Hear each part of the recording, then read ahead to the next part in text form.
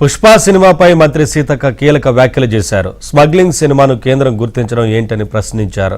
జైభీం లాంటి సందేశాత్మక చిత్రాన్ని కేంద్రం కనీసం గుర్తించకపోవడం దారుణమన్నారు.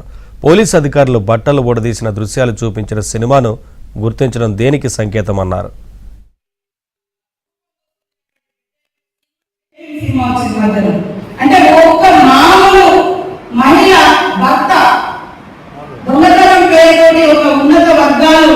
కేసు పెట్టి ఇబ్బందులు పాలు చేస్తే చేతిలో సంఘంలో బిడ్డ కడుపులో మరి రూపం చేసుకునేటువంటి బిడ్డ యొక్క సినిమాను అద్భుతంగా మనం ముందుకు తీసుకొచ్చింది. అవునా, మాకు ఈ హక్కులు ఉంటాయా అని ఎంతో మందికి ఈ సినిమా ప్రేరణగా నిలిచింది. కానీ అలాంటి సినిమాను ప్రోత్సహించలేదు. అలాంటి వాళ్ళకి రావడం రాలే జైభీం సినిమా లాంటి వాటికి.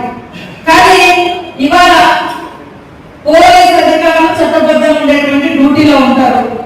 వాళ్ళని బట్టలు ఇప్పేసి ఒక స్మగ్లర్ పాత్రలో ఒక స్మగ్లర్ పాత్రలో ఉండేటువంటి ఒక స్మగ్లింగ్ చేసేటువంటి హీరోలు పోలీస్ అధికారులను పోలీస్ స్టేషన్లలో బయట బట్టలు ఇప్పేసి నిలబెట్టి యథేచ్ఛగా స్మగ్లింగ్ చేసేటువంటి సినిమాలకు మాత్రం కేంద్రం నుంచి అవార్డు వస్తున్నాయి.